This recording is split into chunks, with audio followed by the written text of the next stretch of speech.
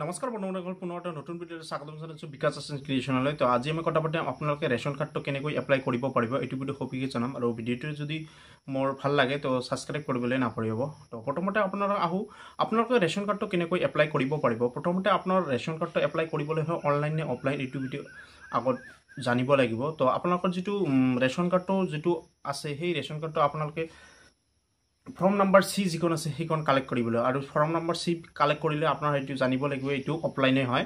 আপোনালোকৰ অফলাইনে এইটো কৰিব লাগিব। আৰু অফলাইন কৰিবলৈ হ'লে আপোনালোকৰ ফৰ্ম নাম্বাৰ চিখন ক'ত কালেক্ট কৰিব আৰু ক'ত আপোনালোকে জমা দিব, এইটো ভিডিঅ' সবিশেষ জনাম। তো ভিডিঅ'টো স্কিপ নকৰাকৈ চাই থাকিব।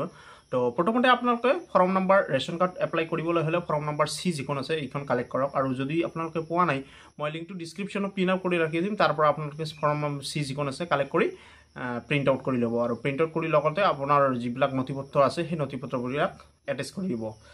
ফৰ্ম নাম্বাৰ চিখন কালেক্ট কৰক। কালেক্ট কৰাৰ পিছতে আপোনালোকে সেইখন ফিল আপ কৰক। ফিল আপ কৰাৰ পিছতে আপোনালোকে তাত দিয়ে থকা যে গাঁও পঞ্চায়তৰ সদস্য, আৰু গাঁও পঞ্চায়তৰ সদস্য যিহেতু এতিয়াও কোনো ধৰণৰ যিটো বডি আছে সেইটো বডিটো গঠন হৈছে যদিও কোনো ধৰণৰ কাৰ্যকৰী হোৱা নাই এতিয়াও, তেনেহ'লে আপোনালোকে গাঁও পঞ্চায়তত দিব, বা পৌৰসভা যদি আপোনালোকৰ টাউন এৰিয়া হয় পৌৰসভাত দিব, বা উন্নয়ন খণ্ডত দিব। আপোনালোকে এই ফৰ্ম নাম্বাৰ চিখন কালেক্ট কৰাৰ পিছতে আপোনালোকে এইখন ভালকৈ ফিল আপ কৰিব। আৰু ফিল আপ কৰাৰ পিছতে আপোনালোকে এইখন ডকুমেণ্ট যিবিলাক আছে ডকুমেণ্টবিলাক এটেচ কৰিব। এটেচ কৰাৰ পিছতে সকলোবিলাক এটেচ কৰাৰ পিছতে আপোনালোকে এইটো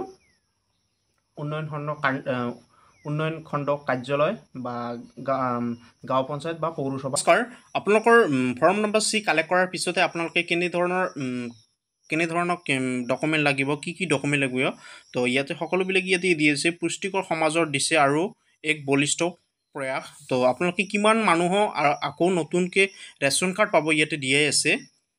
নতুন হিতাধিকাৰী সংযোজন ইয়াতে দিয়া আছে। আৰু আবেদন দাখিলৰ সময়সীমা, তো আপোনালোকে কিমান তাৰিখ আৰু কিমান তাৰিখৰ পৰা আৰম্ভ আৰু কিমান তাৰিখ শেষ আপোনালোকে এইটো এপ্লাই কৰিব পাৰিব।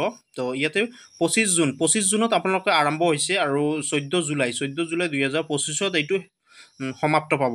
আৰু আপোনালোকে আবেদন পত্ৰ সংশ্লিষ্ট জিলা, সমজিলা খাদ্য ৰাজহুৱা বিতৰণ আৰু গ্ৰাহক পৰিক্ৰমা বিভাগৰ কাৰ্যালয় তথা pds.assam.gov.in পৰ্টেলত উপলব্ধ। আৰু আপোনালোকে যদি নজনা থাকে তেনেহ'লে যদি জানিব বিচাৰে এইটো ছাইটত ভিজিট কৰিলে হ'ল।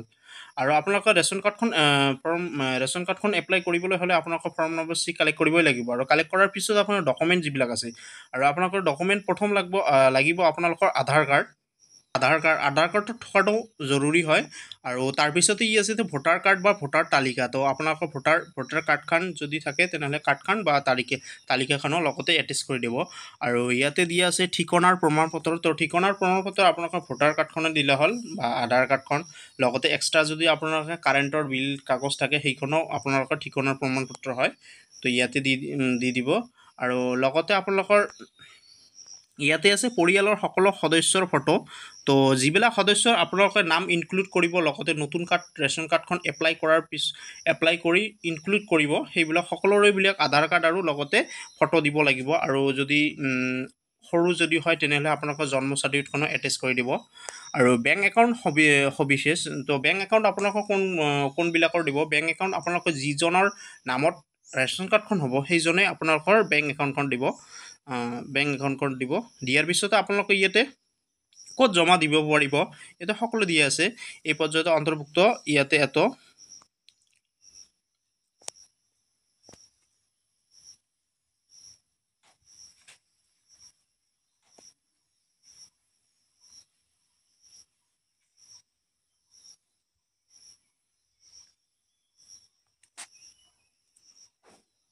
তাৰপিছতে ইয়াতে সম্পূৰ্ণ পূৰণৰ তাৰপিছতে ইয়াতে দি আছে সম্পূৰ্ণ পূৰণ কৰা আবেদনৰ ফৰ্ম নম্বৰ চি, প্ৰয়োজনীয় নথিপত্ৰৰ প্ৰতিলিপিসমূহৰ গাঁও পঞ্চায়তৰ কাৰ্যালয়।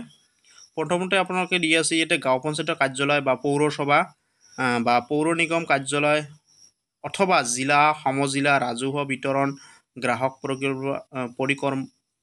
পৰিক্ৰমা বিভাগ কাৰ্যালয়ত জমা দিব পাৰিব। তো যিকেইটা আপোনালোকে ইয়াতে কাৰ্যালয় দি আছে সেইকেইটা কাৰ্যালয়তেহে আপোনালোকে ইয়াতে জমা দিব পাৰিব।